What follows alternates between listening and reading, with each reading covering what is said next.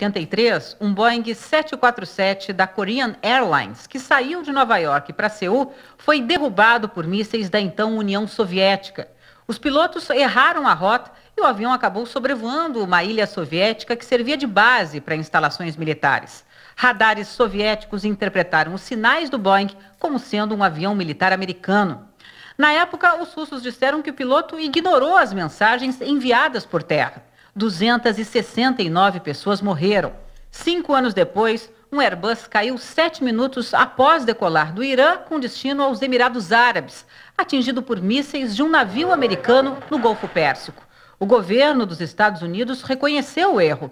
274 passageiros e 16 tripulantes morreram. Em 2001, a Ucrânia admitiu que durante exercícios militares disparou contra um avião civil russo sobre o Mar Negro. 78 pessoas morreram. Já é manhã de sexta-feira na Ásia. O nosso correspondente Márcio Gomes tem as últimas informações ao vivo, direto de Tóquio. Bom dia, Márcio.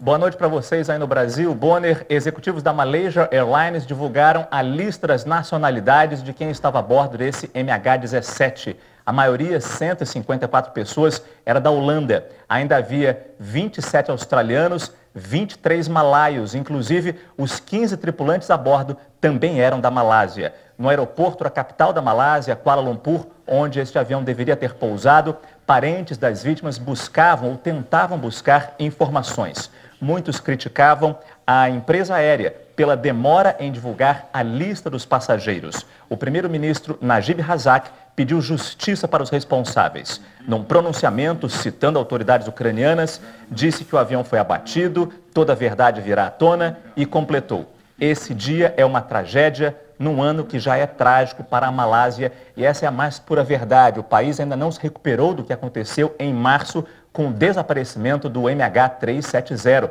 Eu conversei há pouco com uma jornalista lá na Malásia e ela disse que é praticamente impossível para qualquer um acreditar que esse pesadelo está acontecendo de novo. E agora, manhã de sexta-feira aqui na Ásia, é que a Malásia está acordando para se dar conta desse incidente, dessa tragédia.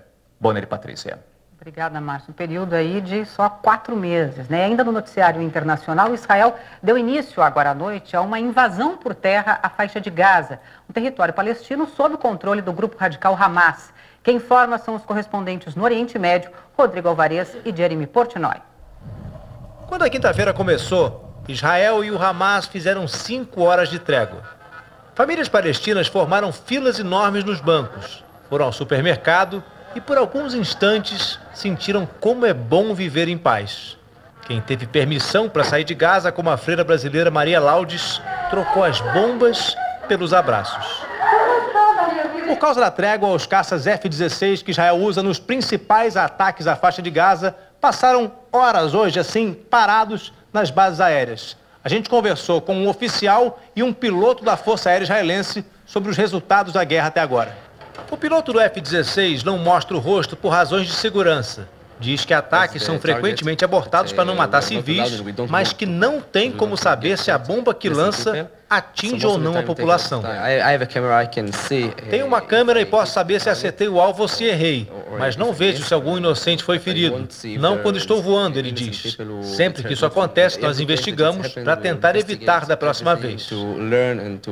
Hoje, os ataques aéreos israelenses mataram 3 crianças palestinas que estavam no terraço de uma casa. Em 10 dias, Israel já atacou mais de 2.000 alvos em Gaza. O Hamas lançou 1.528 foguetes contra Israel. 2 israelenses e 240 palestinos morreram até agora. Em entrevista ao Jornal Nacional, o comandante da base aérea disse que o Hamas tem hoje mais armamentos, é um inimigo mais forte e com novas táticas. Os homens armados saindo de um túnel clandestino entre Gaza e Israel seriam 13 militantes do Hamas. Israel atacou e disse que um deles morreu.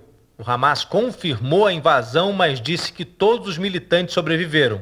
À noite, pela primeira vez nessa guerra, as forças israelenses invadiram Gaza por terra, com o objetivo de destruir os túneis do Hamas.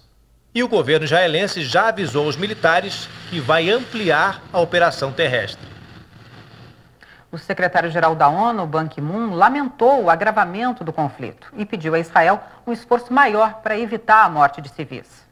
O governo brasileiro divulgou nota em que condena o uso desproporcional da força nos bombardeios israelenses a Gaza e também o lançamento de foguetes e de morteiros de Gaza contra Israel. O Brasil também afirma que a incursão terrestre israelense em Gaza é um retrocesso nos esforços de paz e pede que as forças israelenses respeitem o direito internacional humanitário e que ponham fim ao bloqueio a Gaza. O governo brasileiro também defende um cessar-fogo e a retomada das negociações de paz.